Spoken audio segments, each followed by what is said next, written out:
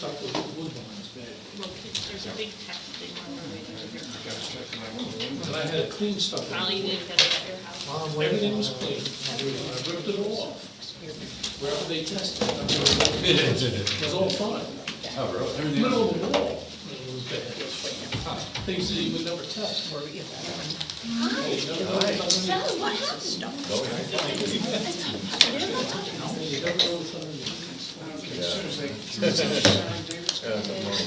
Yeah. Oh my God. Probably 10 weeks.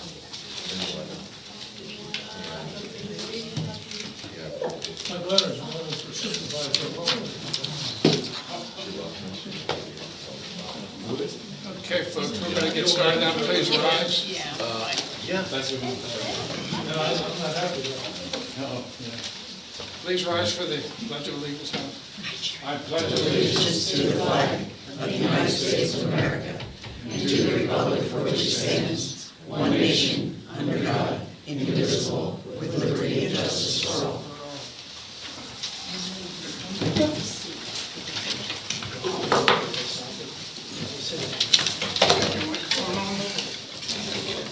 Meeting to order.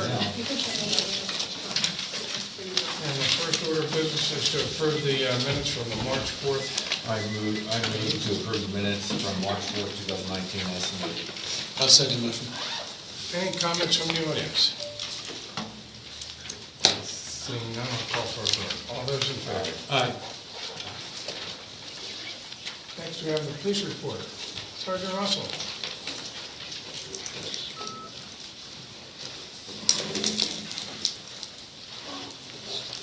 Okay, there was no training scheduled for the month of February. Number of calls for service is 153. Number of crimes investigated was 10. Number of arrests, 2. Township ordinance violations, the park. Number of traffic stops, 19. Number of accidents investigated, 7. That's what I know. Thank you. Any comments from the audience? Brian? There you go. In the last several bills lists, there's been a number of things for, I think I'm pronouncing this right, forensic drug testing. And it looks like we're doing more. Are we doing like a panel test that we look for several different types of drugs? And if we are, then are we seeing any changes and trends in what we're finding? That would be a question for the police chief. You can call him. They'll be in tomorrow at 8:30 until 4:30.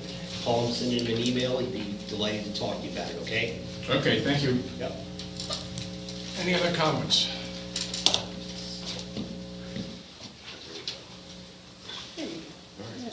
Thank you.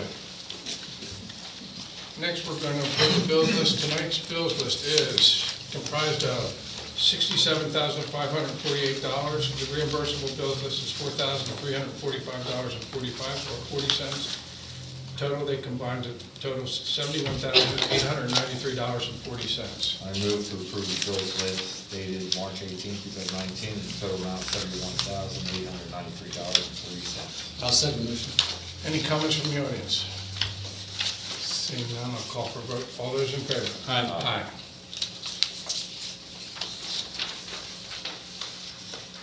Next, I have a request for reverse subdivision extension, 1009 Janney Lane. I move to approve the extension request for 10-9 Jeannie Lane, reverse subdivision. I'll second motion.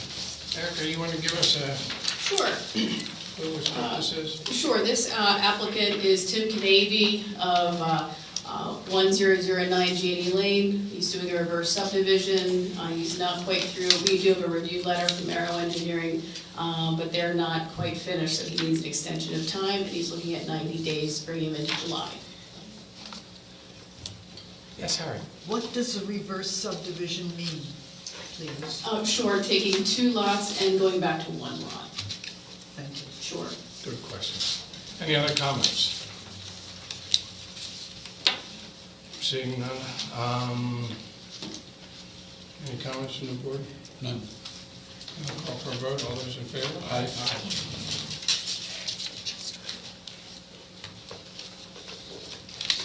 nothing under an old business, we're gonna skip the new business, and Scott Reisman, I hope I said that right, 670 Birch Run Road, special exception. We're just going to acknowledge the receipt of the request. Correct. We need a motion for that, Joe? No.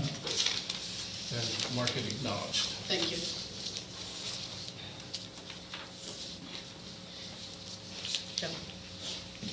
Next is John. Thursday. Oh, I'm sorry, I apologize, Sarah.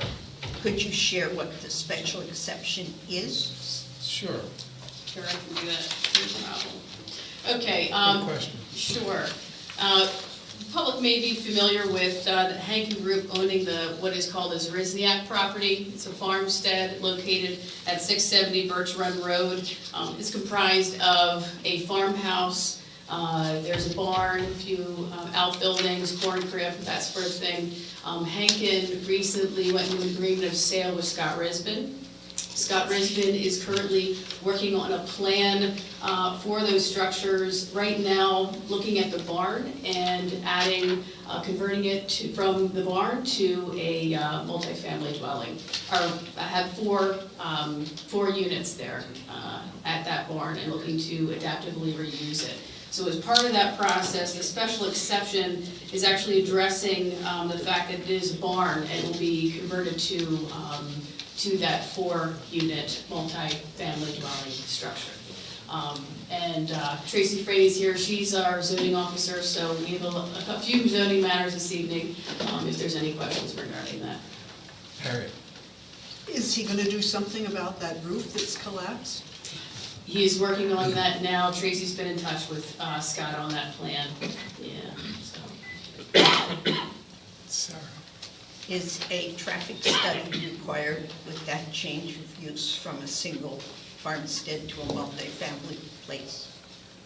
Not that I'm aware. Tracy, would it be? Not that I'm aware of. What was the question? Would a traffic study be required to review at that property? Okay. Any other questions on it? Joe, do we have to read the whole resolution? No, I'm sorry, I'm ahead of myself, I apologize. I can't wait until this is over. I move to adopt resolution number 11-2019, Emergency Operations Plan 2019 update. I'll second the motion. That's what I was getting at, Joe. Do we need to read this whole resolution, or can we just pick and choose part of it? You did not have to read the whole resolution. And we can just go with the motion we have? Yes. Jim Gooden, if I read this, there wasn't any major changes No major changes. to this year's, It's a biannual review, you gotta update the dates, the population, et cetera. very good, thank you. Any comments from the audience? Seeing none, I'll call for a vote. All those in favor? Aye. Next is the authorization of bid for chip seal of the township roads. I move to authorize the advertisement of the bid for the chip and seal for the township road. I'll second the motion. Erica, you want to give us a rundown what you're looking for? Certainly. For the past few years, we've done a chip seal application, usually between 1.5 and 2 miles of township roads to add to our maintenance plan and preserve some roads that are in better condition, paved roads. Right now, we have presented before you 1.6 miles of township roads that we're proposing to put out to bid for an application of chip seal. Those roads include Springley Lane, Nant Mill Road, Hilltop Road, Bartlett Lane, Cooks Glen Road, and Miracle Court, and also St. Andrews Road. We have presented this as part of our annual road maintenance program. We're looking at an estimated total construction cost of $102,000. We'll put this out to bid and certainly see where those bids come in. Last year, we had some trouble. We had one bid, and it's getting, what we've heard, not the material so much, but the labor costs can fluctuate. So we'll have to see how this all plays out. Any questions for Erica? Brian?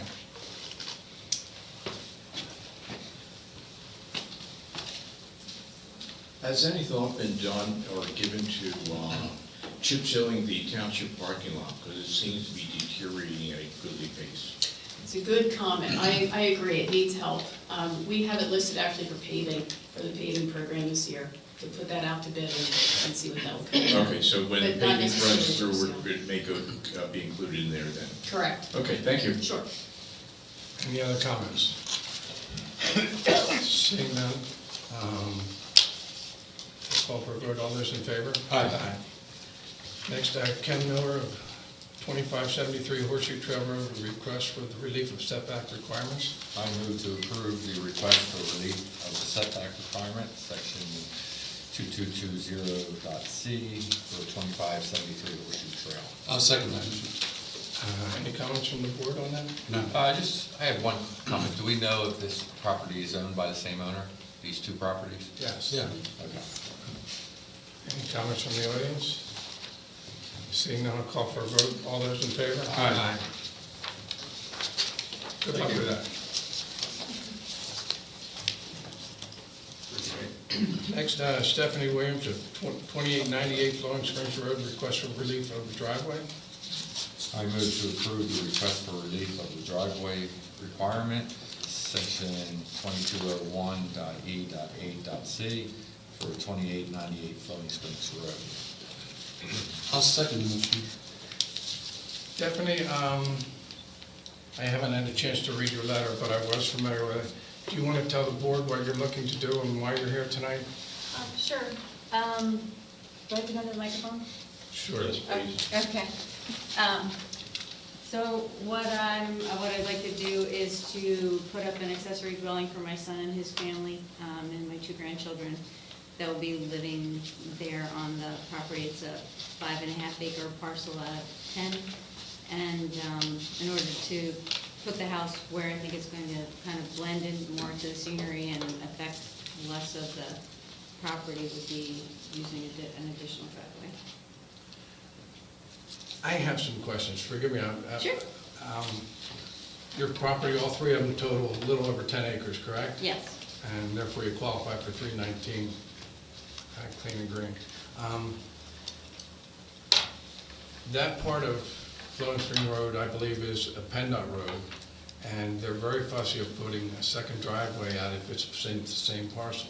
From what I understand, when I've talked to Erica, Tracy, that it's not a PennDOT road, that particular part where I am.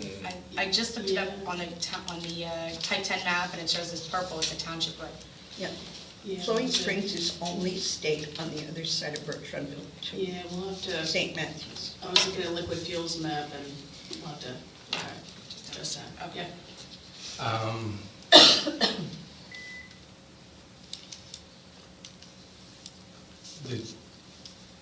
What was sent to me on my iPad was indiscernible as far as what type or what size house and the driveway and everything. What I would like to consider is if you could blow that up a lot larger and then give me some dimensions of what that road would, or the driveway would potentially be, 50 foot, 100 foot, whatever. It's just a tiny little block on that map. Right, well, because we were waiting for some other things to come in so that I can actually have the site plan engineers come in and see and get the soil testing done for the well to see where's the best actual place to really put the house. The place I have highlighted on the map there is where I think it would fit the best because it's kind of the most clear of least amount of trees disturbed. But yeah, I don't have that. They haven't come and actually measured where it is. I'm bound by, it can't be more than, I think it's an 1,800 square foot footprint. Yeah. Yeah, so the house would fit within the footprint, and then depending on where they, if they agree that that is actually where the house can go based on the septic and everything else, then yeah, I would be able to do that for the driveway. So, do you gentlemen have any other questions? I don't. There's one last thing. I think it would be appropriate if we send it to the planning commission and any other committee that, for them to weigh in, because I would hate to cut them out of having fun. Sure. Anything else? I hope you don't mind, I think we're, I don't know what to do. Is there a reason you're not subdividing a lot for this purpose? Because I want to keep all the 10 acres together. Well, it would stay together as long as you're the owner. And then you'd be able to sell it at the end, if your son or whatever moves out of the property. Yeah, my goal was not to. Never sell Not to sell it, no, not while I owned it. it? Okay. No, would that make it easier somehow? I don't think so. Well, it's a subdivision, I mean, if they subdivide the lot, they wouldn't go against our ordinance. Well, and currently, I looked this up today just because Erica posed this question to me. So currently, she does fall under 319. It is one lot and one deed traversing the road, both roads. And when Stephanie and I talked, probably over a month ago now, or more, putting either way, it's gonna be an accessory dwelling, but if she starts subdividing, then it would be a primary dwelling, and she wanted an accessory dwelling to her home. So. Right, at but the the second driveway on a property Yeah, is a waivable thing for the board. If it was a separate lot, then it wouldn't be. There would be no problems getting the driveway. sure, yeah, but, I mean, and maybe that's, when she and I first talked, that wasn't how it was posed, that wasn't the information we had at the time, her and our discussions. I mean, it's been a while since we first talked about it, I don't know how much it's really evolved, but at the time, I told her, I said, well, it says in here, if you want a second driveway, you need to go to the board, so maybe that's our first stop, just before she put everything else in line. Right, I don't have any desire to subdivide the property and then sell it. Really the purpose was an accessory dwelling for family only, to live there. Just the way the property is structured itself, the additional driveway is really the only way to be able to access the house without really affecting the Because of prettiness grade. the property. And, yeah, I mean, it's kind of a triangular shape, and then there's a piece over here that's kind of in the swamp, and then there's the main 5.6, which is in the center of that. I can see it. I'm sorry, I don't know your name, But- but he has the picture, and then there wouldn't be any other way without going off the driveway I already had. It would Right. go right across the center. But of the is there a lot. reason you're not going off the driveway you already have? In addition, because where I'd have to put the house, the accessory dwelling. It's not, because of the nature of her current driveway, it's not practical. Right, I'd have to take my current driveway, which is like right off of Flowing Springs Road, very close to the road, and go all the way through the center of the 5.5 acres almost to get to where the accessory dwelling would be, because it's, Right. Okay. back over there. Joe, you have any advice for us on this request? I think you should take the whole section out of your zoning ordinance, as well as the last thing you just voted on too should come out of the ordinance. When a zoning ordinance gives discretion to the board of supervisors, it's illegal on its face. So when we go to rewrite the zoning ordinance, all those references, they're kicking it back to the board for discretion, and we'll all have to come out. So how about tonight? Thank you, John. We haven't rewritten it yet. I don't necessarily agree with the interpretation it's accessory dwelling. I don't think there is any such thing as an accessory dwelling unless it's maid's quarters. So I don't think it's an accessory dwelling, but if that's what we already interpreted, the most practical way to handle it would be to grant this. But there's no reason why you couldn't get a condo or subdivide and keep the property in your name. That way you keep your 319 protection, but you don't have two houses on one parcel. The problem with an interpretation like what you're giving tonight is that if you take it to the extreme, you get multiple houses on all sorts of parcels without ever subdividing. So I'd like to rework this section when we do it redrafted, but for tonight, you gotta take a more practical approach. Let me ask you, John, are you ready to act on this motion tonight, or would you rather get an opinion from our planning commission? Well, to give them their just due, I'd rather it go to planning. I don't know that it's going to change my vote at all, but I'd rather give it to them and see what they come up with. Maybe I'm in they come up with something that. that's Let beyond. planning look at it. So we had, Stephanie, I think we're gonna offer you a non-vote tonight, and Tony, our planning commission meets this coming week. Thursday. So we're gonna run it by them and ask them for their thoughts. And I hope that doesn't hold you up. No. There've been other things that we've been stuck on, so, this is not one of them. We can address it at the next meeting, which is the first Monday of April. So it's not that far Well, away. Right. Got it. What does the planning commission do? Like, what is their, Oh, they're the gods of the township. so like, to your point though, like, the reason for calling it an accessory dwelling is that's what's written in the, I guess maybe that's your issue. That's what's written actually in the zoning, that you can have I don't like the 1,000. zoning provision. Right, and it stipulates that it has to be family and all that kind of a thing. So that's where we, came up with doing it that way. But Before you go, we might have another, Carl. Thanks, John. I just wanted to point out, I understand the board's quandary about accessory dwelling and how we would deal with all this, but I'm a little concerned about encouraging people to subdivide to accomplish the goal that the homeowner would have of having an accessory dwelling. I thought our zoning gave us an opportunity to have one accessory dwelling to a primary dwelling on the parcel, rather than subdividing, because then now you're creating a whole nother lot that in the future will then be given an extra set of rights that aren't there now.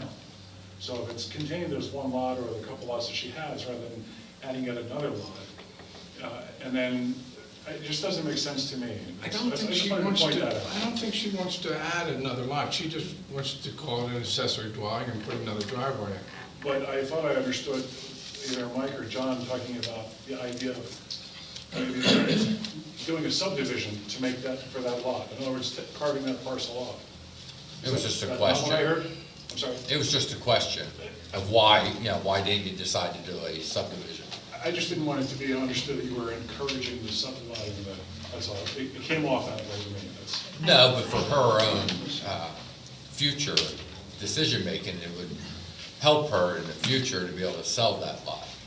Right now, she can't ever sell the lot except for with both buildings on there. And then it's only for family, so then she can't rent it, she can't do anything with it if somebody moves out and it's an empty building.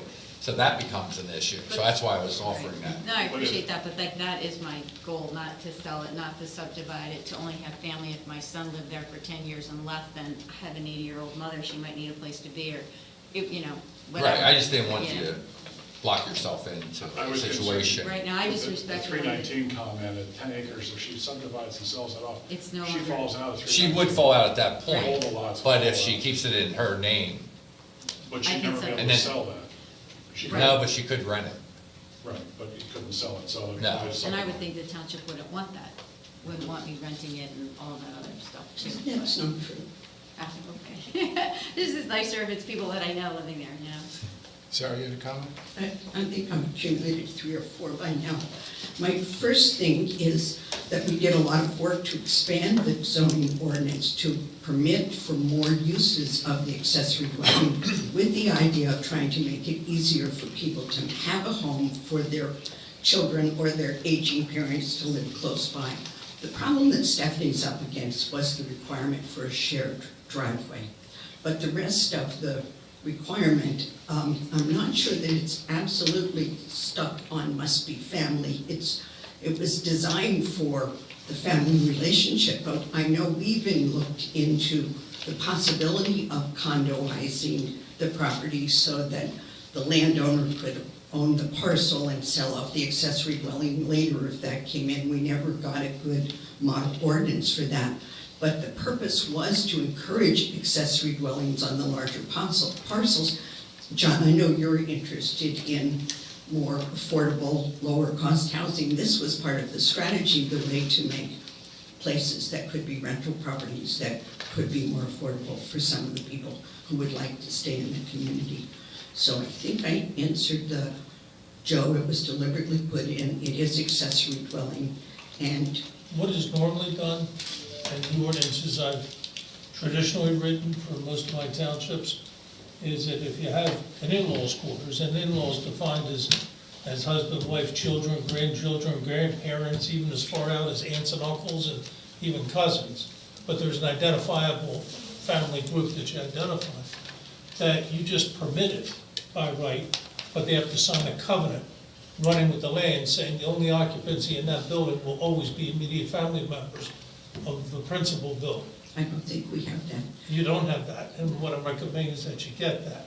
Well, To just have a regular house on a second house on a regular lot is never done in municipalities. well, I But think, in-laws quarters are accommodated through this covenant process. and you reminded me of one of my other points. I think you mentioned 1,600 or 1,800.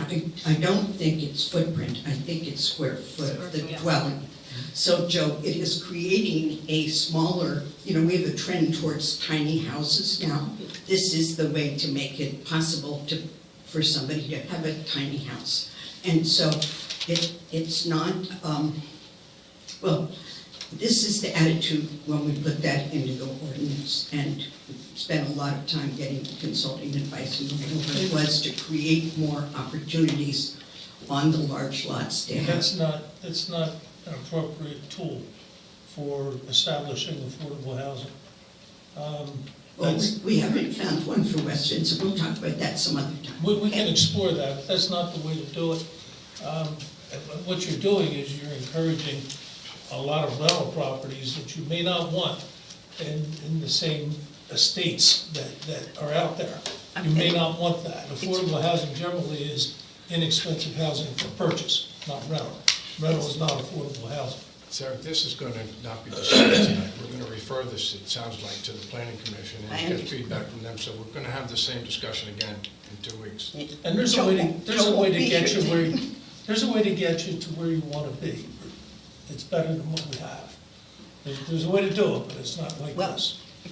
Just one more comment, John. We've had this in our ordinance for 8 or 10 years, and we have not seen a plethora of little houses built on those properties. It's not a big demand for it. Brian? My first question was, has anyone looked at visibility issues of wherever the driveway is going to come out onto the road? Has somebody looked at that? Because that's an issue that frequently comes up on driveways. Can you safely get it in and out of them? What are the visibility concerns? It's premature for that, Brian. At this point, what we have in front of us is her wishes. She's just feeling it's out, trying to get an idea. Can she go this direction? And we have a little map with no scale, no nothing, so it really is, it's a good thought, but Well, all I'm saying is I think it should be something that the supervisors then should consider of having someone look at that particular issue. Otherwise, I would think you would become responsible for it if you go and approve it at your discretion. that's what we have. It's a our road solicitor. opening permit, so we're part of that process. Okay. And the other question or statement is, you're talking about you're going to have a family member. I appreciate that part of it, but none of us live forever.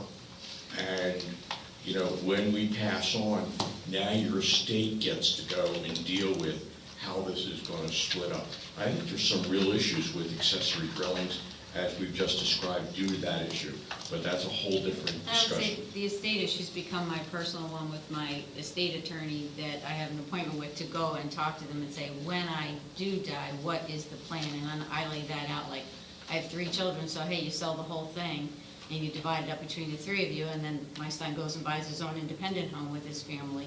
Like, or I say, you get to stay and your sister gets to move in the house, but like that becomes, yes, it requires people to do personal estate planning. I'm glad to hear that you're thinking about it, because I think it's a real Absolutely, issue. yeah, we're not gonna live forever, so when I die, I want it to be as easy on them as possible, so it will be all like spelled out to the T. And the request for the driveway, like, before I need to know if I can put one in before I can work with where the house is gonna go, because if y'all say, no, you can't have one, then the house is gonna have to, we're gonna do something else. I don't even know what we're going to necessarily do, but, park down below and drive a Kubota, I don't know.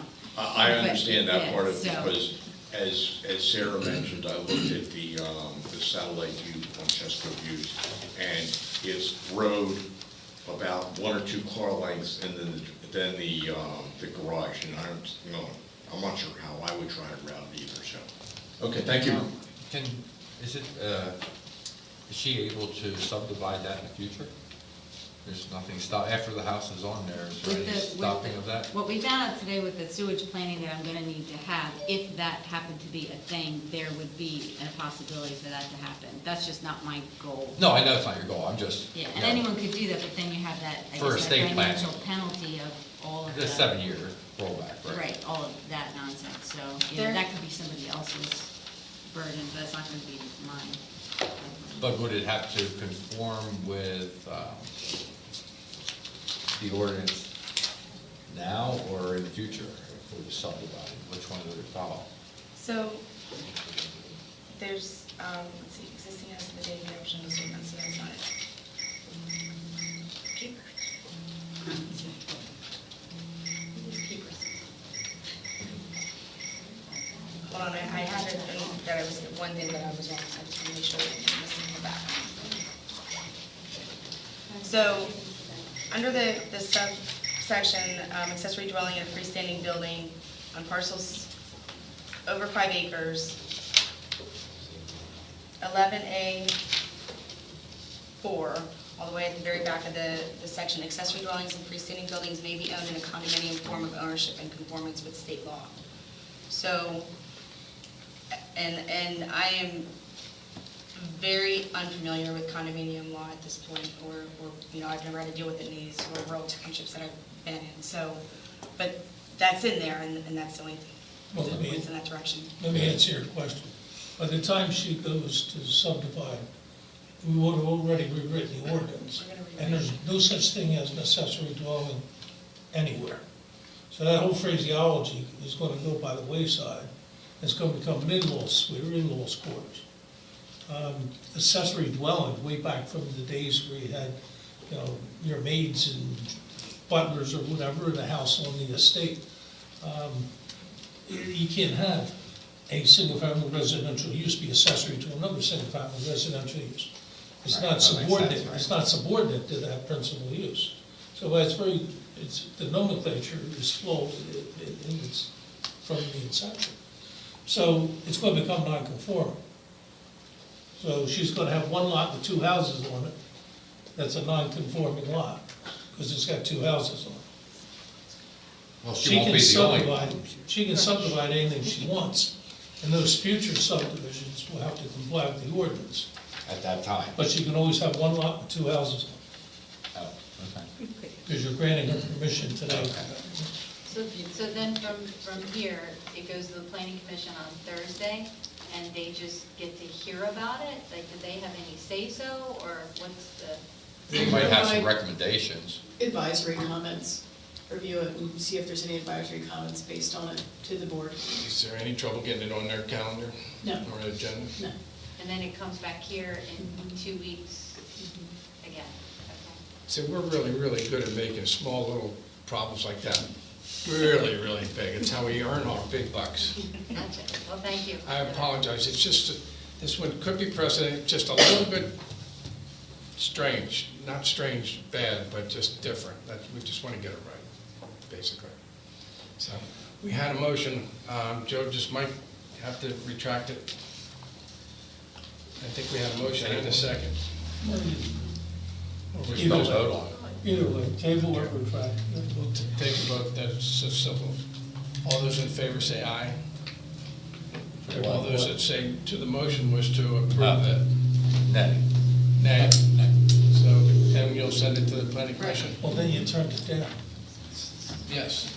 Why are you? But it's gonna turning come it back down? up next week, next meeting. Okay, so you just exercised your discretion to turn it down, and now a month later, you're gonna approve it. Prove it, right. Possibly. That's kinda dumb, should've just been tabled. It was just easier to get rid of that motion than, Okay, let's go on. doesn't hurt anything, Joe. No? Thank you, Tracy. Thank you, Stephanie. I hope we didn't cause you too much grief. Next is the appointment of a historical commission board liaison. I nominate John as board liaison. I'll second that motion. Set you up. I think I've been had. Well, I knew it was gonna happen if I didn't act quickly. Jim, you have any objection to that, please?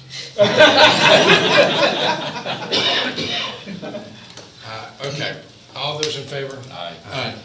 Thank you. You had a good meeting the other night, by the way, Jim. Next, we're at that part of the meeting where we have public comment on non-agenda items. John? Of course, I missed the treasurer's report and the financial statements. Is there something that's delaying them? Next meeting, we're doing it in arrears, so it'll be for April 1st. Okay. Yeah, it's, right now, we've been presenting that the first meeting of the month. Okay. Another question, John mentioned you hired the roadmaster, and can you tell us a little bit about it, or whether about him or his background, or what his job will be? Is somebody we should call for potholes, or is it? His name's Reggie Roy. He was the president up until recently of the Exton Paving Company. He's done paving work for the last 35 years. Yeah. Done some work for this township and other local townships. I'm gonna let Erica, that's all I remember, I'm short-term memory loss, you know. No, that's good. Reggie's has a week under his belt now. He's learning a lot and, getting accustomed with just understanding the township, getting to know the roads. We have restructured things a little bit. We have a email address for Reggie, and the website's been updated to reflect that. Please continue to send any pothole complaints or road complaints to the attention of It's Public Works at westvincenttownship.org, and of course Reggie as well. But we try to funnel it through so that right first thing in the morning everybody sees it, and if it can be handled, we can handle it, or figure that out and delegate it. Will he ever come to these meetings? Or I is think that so. an intent eventually when he has his defenses built up? Well, Mark Hughes never liked to come because he was always afraid to get beat up. I don't know how Ken felt when he was the roadmaster, but It's all a fog to me, I don't know. Thank you. we'll try to drag him out for you so you can meet him at least. George? Yeah, so I attended the historic historic commission workshop. It was pretty good. A lot of projects, a lot of talking about volunteers and manpower. One thing that definitely came up with relation to that is we used to have the Historic Resources Committee that worked under the EAC as a subgroup. And I guess as Jim mentioned, at the beginning of this year, they chose to become unaffiliated and work essentially, as Jim mentions it, like a club. And I think that's great. I think they've done a lot of great work. They want to focus on research and public, I think it's like public outreach and public programs. But I guess one of my concerns, I think it's an administrative item, but I think the name Historic Resources Committee is probably not the right name for the group now.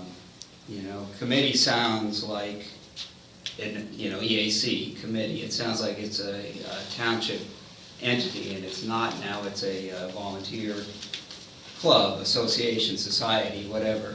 So I think something that denotes that for the name would probably be a more relevant way to avoid confusion. So when people look at our website, for example, they still show up on our website under governmental groups.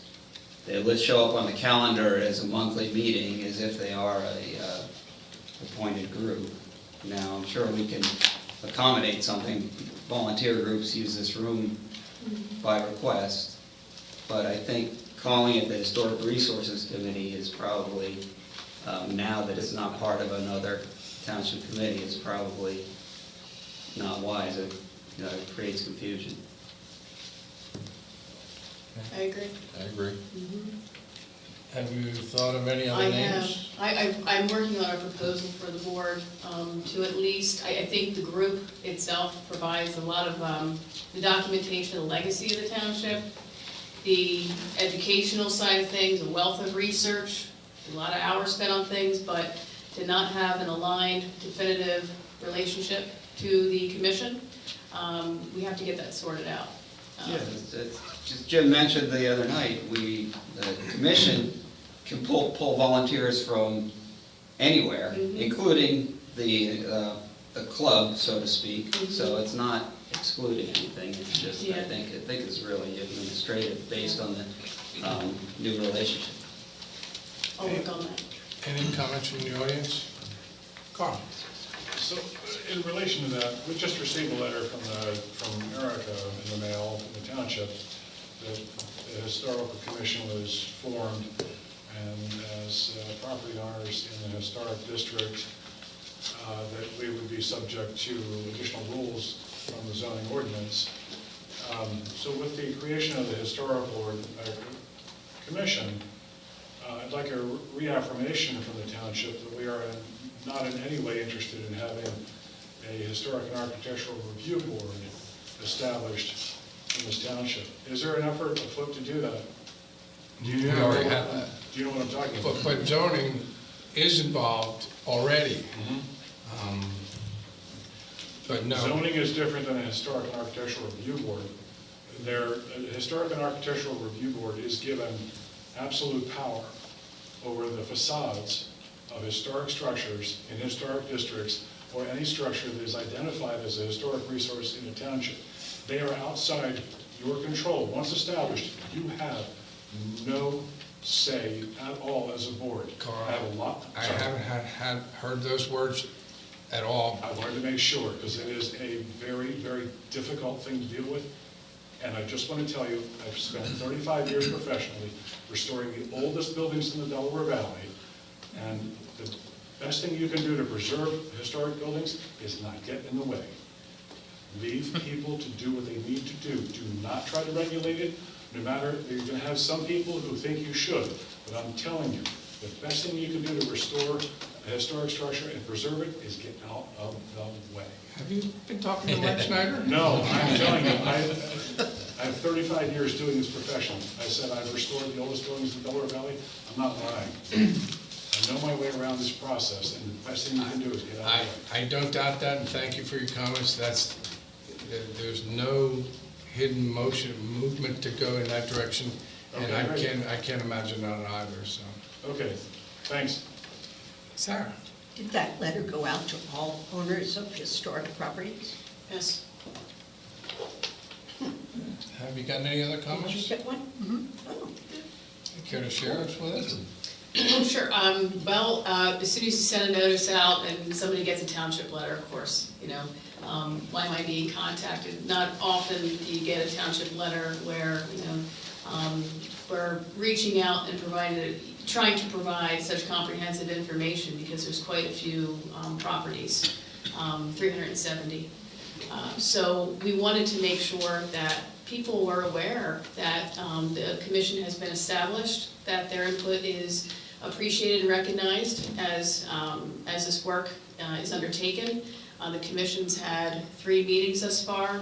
I have talked with a few people today just to kind of get accustomed with where the zoning ordinance is on the website, what the atlas is so they could review their property, and it's an education. Some were simply not aware, so that's part of the process. Sarah? You mentioned 370, so you sent it to 1, 2, 3s, and 4s? Yes. Well, we sent everyone on the, that we had the information in our database for the current review process. They're going to be My busy. question is the land historic? I mean, for example, my house was burned down in 1945. If Yes. the historic structure is no longer there, it's something Yeah, Jim, else. that's a really good point. One of the comments I received a similar comment. Someone had a house and it was completely renovated, and, is it still historic, or, the parcel and all the structures on it, as I understand it, are historic, so the parcel is. But would that apply, given the ordinances as they are, the regulations within that today? Right now, we're reviewing the ordinance, and that's, part of the commission's work, is to review the ordinance and how it currently is applied and how perhaps it should be applied better, so. Is one of the requirements on being on the commission that you actually own a historic property in the township? Hey, could you repeat that, Carl? I was curious if in order to be on the historical commission, if you actually have to own a historical property. No. That ought to be a standard. I think But it's most not. do. So that you can then apply I the think all impacts, do. so that you can apply the impacts to your own property and understand what actually happens. Because it's an extra set of rules that aren't applied elsewhere. Just throwing that out. Well, we do have two professionals on. Oh, yeah, it's a STEAM group. 3 Chuck. So, Yeah. any other comments? Has Jenny Lane been scheduled for repair? We'll have a report at the next meeting.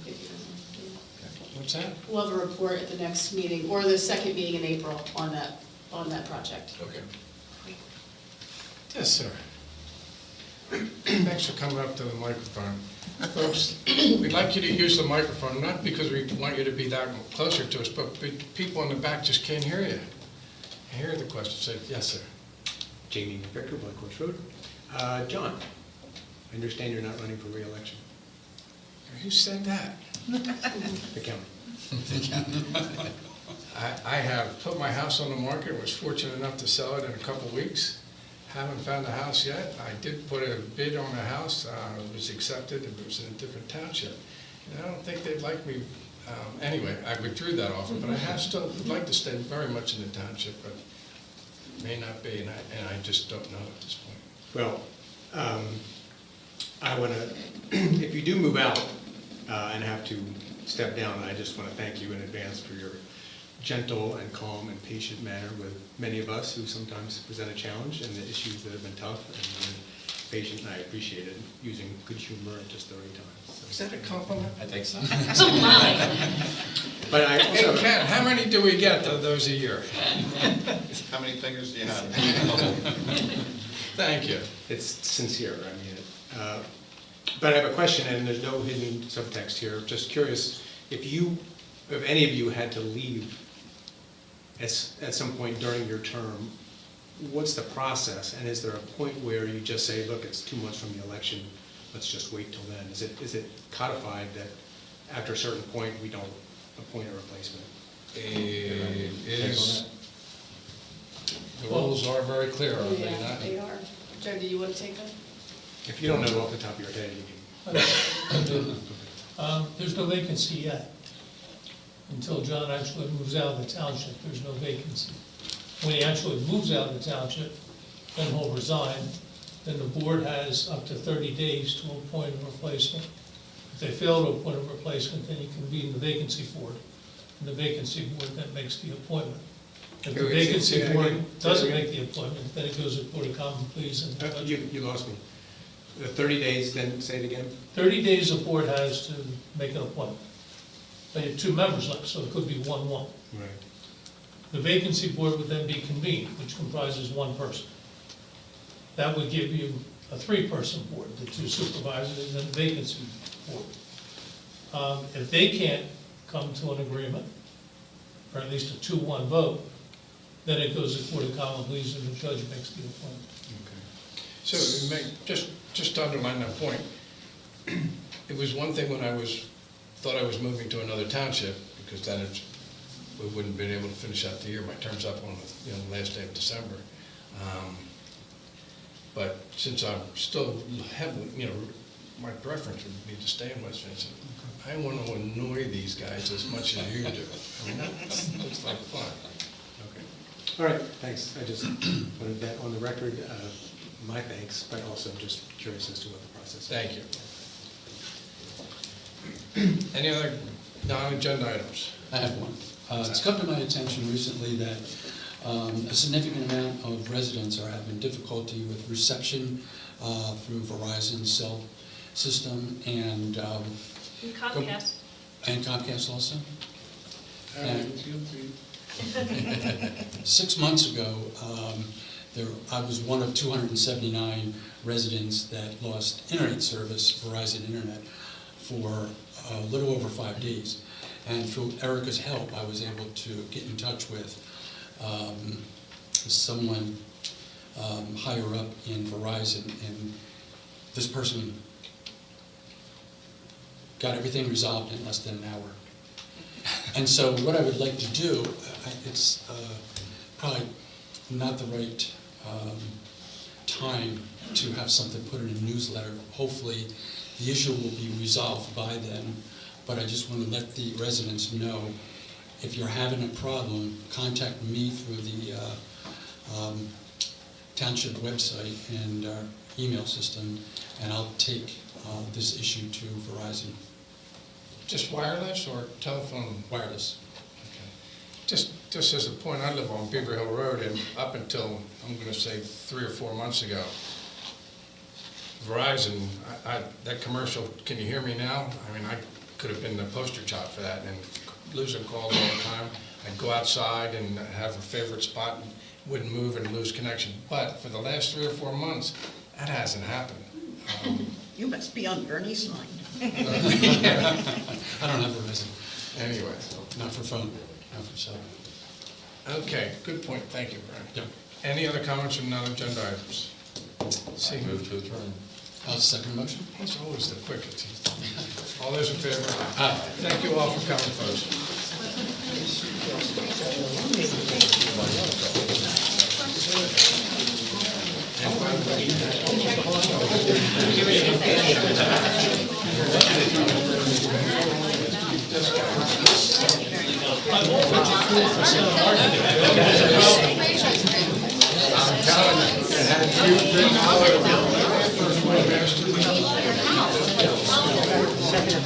Yeah, if you would just lower it 300 or 400 grand, you'd look better.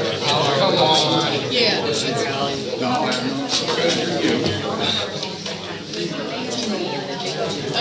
You know, let me, you got credit. First move out. Twice the size of my current house, my wife's already on the outside. I don't know, sure in my office. Data, a lot of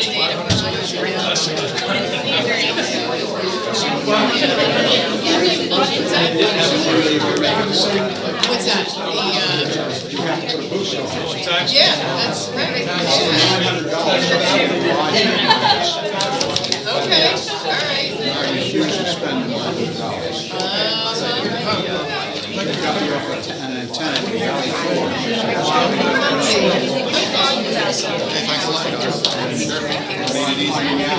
It's a matter of money.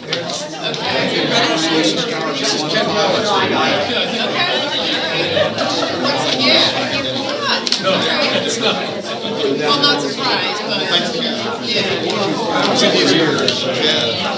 You never know. You're right. You think that little pattern. I was just saying, I know, that's why We didn't do that.